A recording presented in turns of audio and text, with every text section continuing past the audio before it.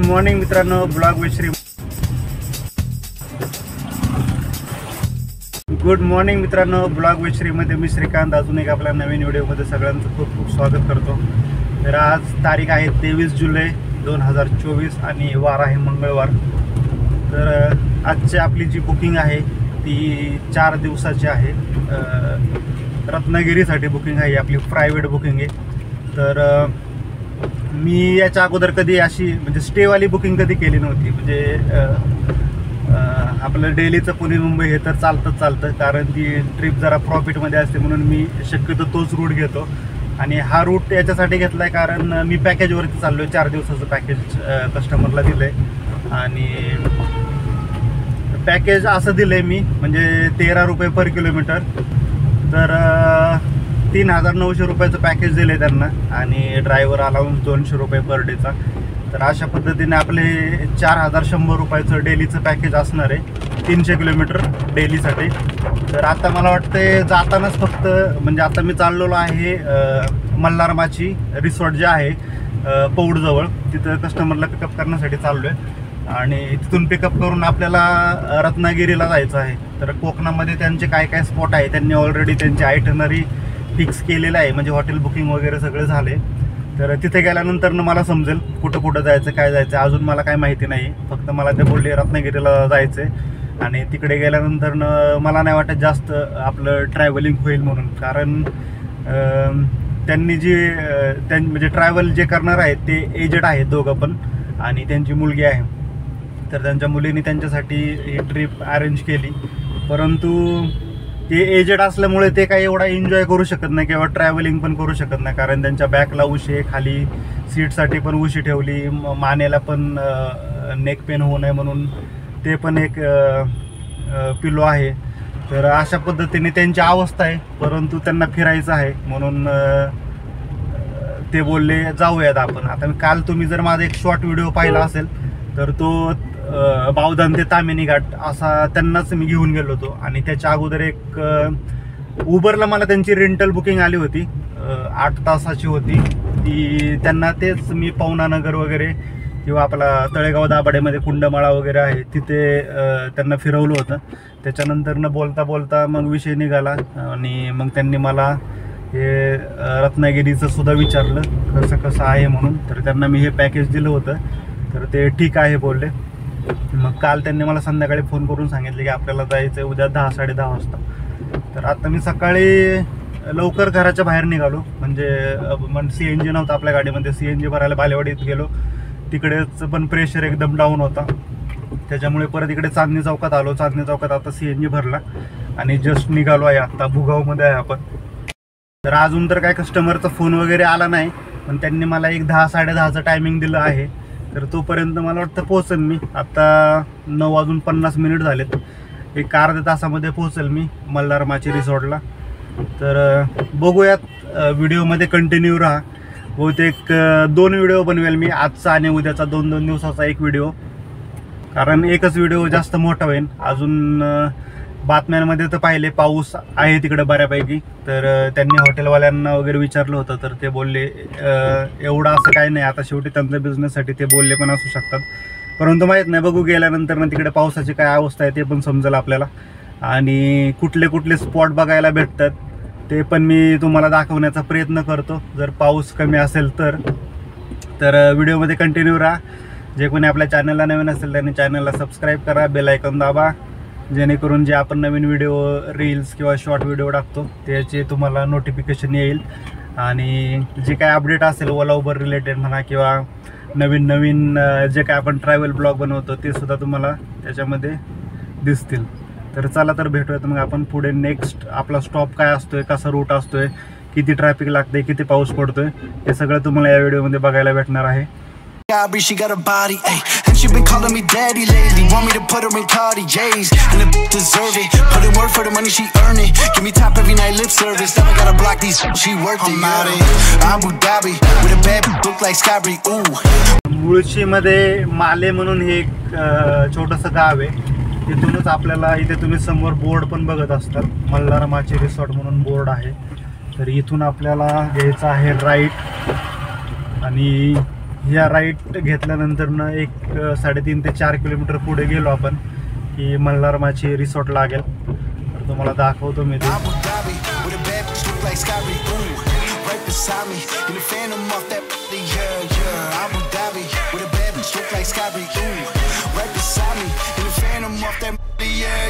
Shorty a dancer with her OnlyFans, got her bands up. She independent, got a land truck, don't need no man, but I'll man up for that. Ooh, put it on camera. She a freak, nothing I can't handle. When I'm pulling up in that Phantom, I got a wetter than Niagara. To my dog, I'm with the leash. Ain't no one holding me back, I'm a beast. Showing them off, all of my teeth. None of them with me in these streets. Ooh, Sky Bree hit me in my DMs. I've been trying to meet up and see ya. I can fly you out to Abu Dhabi with a bad bitch look like Sky Bree. Ooh, right beside me in the Phantom off that. Yeah, Abu Dhabi with a bad bitch look like Sky Bree. Ooh. मल्हारमाची रिसॉर्टच्या गेटमधून entry केली की आतमध्ये आले की असं काय दृश्य दिसते बघा. दोन्ही बाजूनी रस्त्याच्या बांबूची झाडं लावलेली आहेत, त्याच्यामुळं आतमध्येचं दृश्य एकदम छानच वाटत होतं. म्हणजे तर मी मल्हारमाची रिसॉर्टला 11:45च्या दरम्यान पोचलो असेल आणि आपले कस्टमर आले ते आले 11 वाजता. आणि 11 नंतरनं जी आपली जर्नी स्टार्ट होणार होती ती होणार होती पौडपासून रत्नागिरीपर्यंत. तसा रत्नागिरीपर्यंतचा पल्ला जवळजवळ 300 किलोमीटरचा होता आणि आपल्याला गुगल मॅपवरती दाखवत होते 6 तास. तर रस्ता आणि पाऊस कसा आहे रोडवरती ते आपल्याला माहिती नाही. तर पाहूयात आपण. आपल्याला रत्नागिरी म्हणजे रत्नागिरीच्या पुढे 20 किलोमीटर जायचं आपल्याला. तर तिथपर्यंत जाईपर्यंत किती वेळ लागतो, कशी होते जर्नी, आपली व्हिडिओमध्ये कंटिन्यू राहा.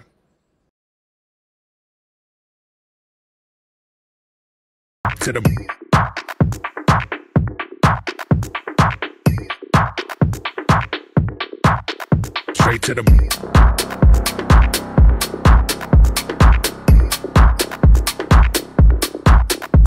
to the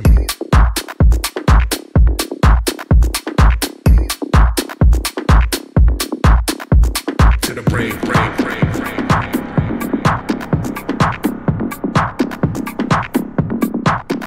Straight to the brain.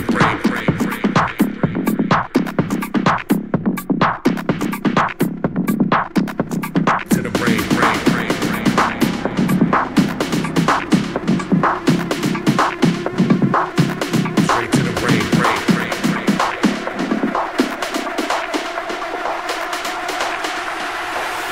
Straight to the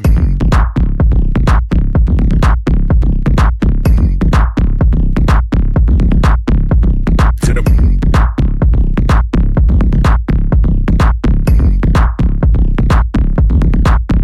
straight to the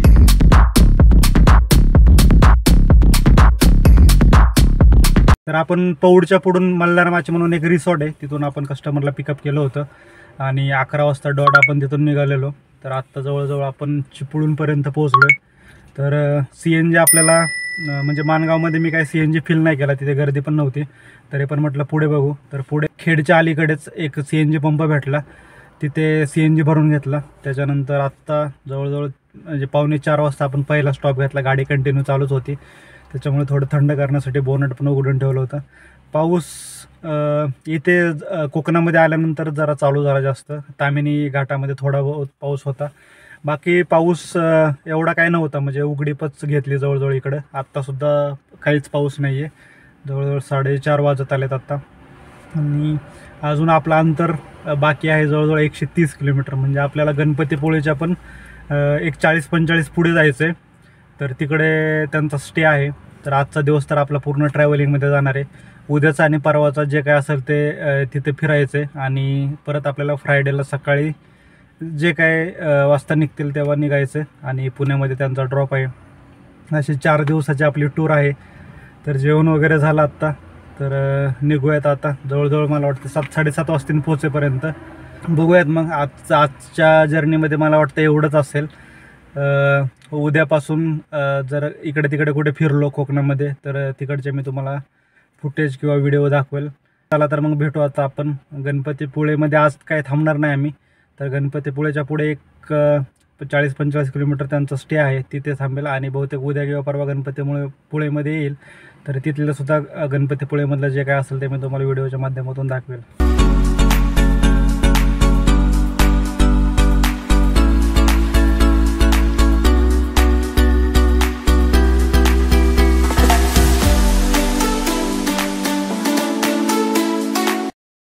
good morning मित्रांनो. आज 24 जुलै, दुसऱ्या दिवसाची सकाळ. रात्री आपला स्टे इथे होता आणि आपण कुठे आहोत मी तुम्हाला सांगतो आता.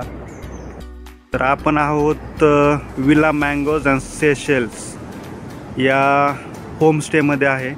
हे होमस्टे बघाल तुम्ही तर अशा काय पद्धतीचं आहे. हे त्याचं गेट आहे.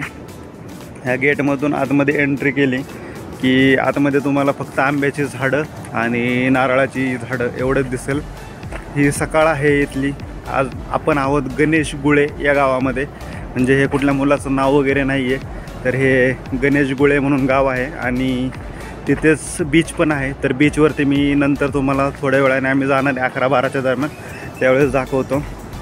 तर अशा पद्धतीने हे यांचं होमस्टे आहे.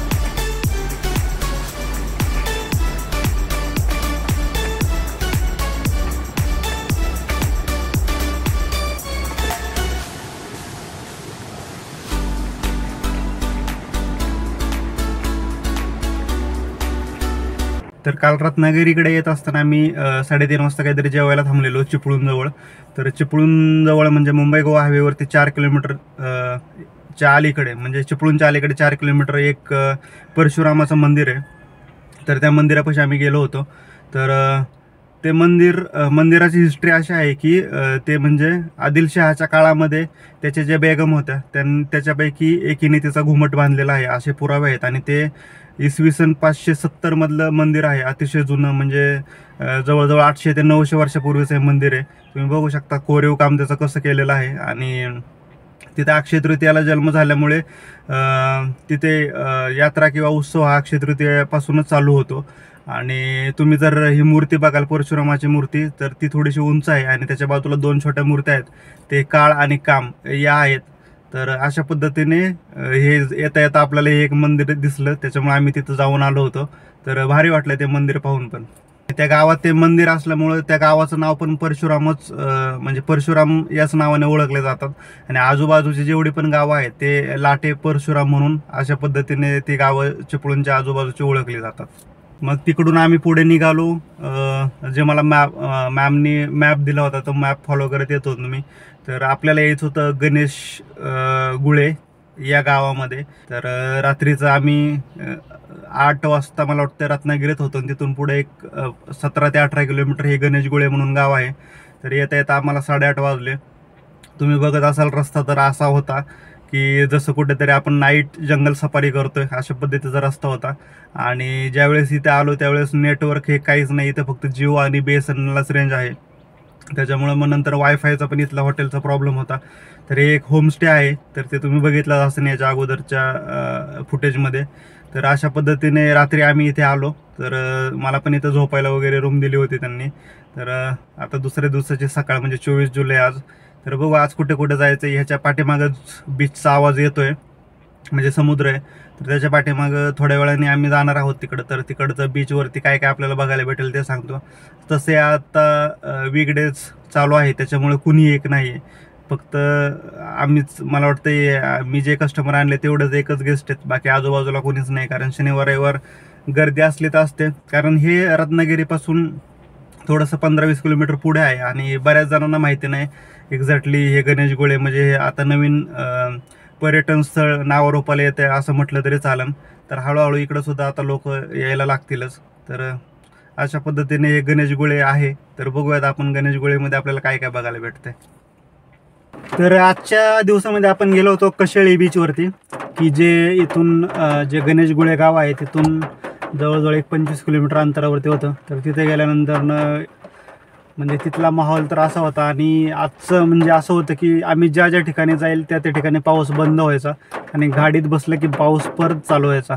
तर अशा पद्धतीने तुम्हाला इथे दिसेल सुद्धा की कशेळी बीचवरती ॲक्च्युली तो बीच म्हणजे बीच टाईप नव्हतं ते. वरतूनच त्यांनी खाली जाण्यासाठी स्टेअर्स केस वगैरे बनवल्या होत्या. परंतु आम्ही काही कोणी खाली गेलो नाही, कारण आग आणि पाणी याच्यापासून लांब राहणंच कधी पण चांगलं असतं. त्याच्यासाठी आम्ही लांबूनच पाहत होतो हे सगळं. आणि तिथला नजारा एवढा छान होता की असं वाटत होतं की इथंच बसून राहू. पण तिथं बसून राहिलो असतं काम कोण करणार.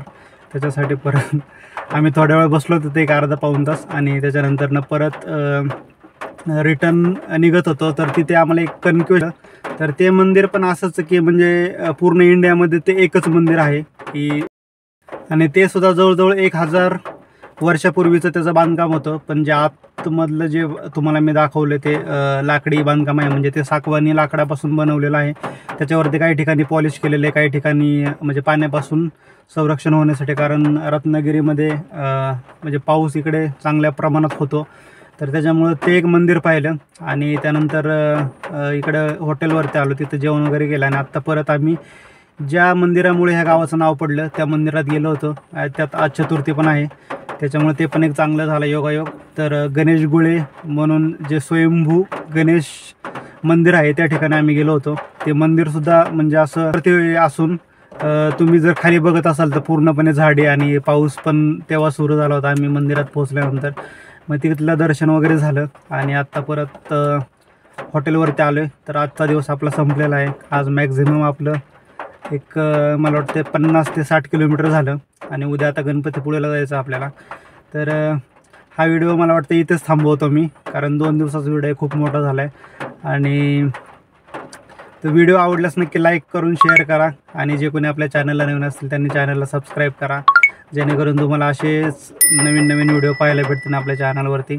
आणि उद्याचा ब्लॉग म्हणजे 2 दिवसांनी येईल. तोपर्यंत काळजी घ्या, टेक केअर.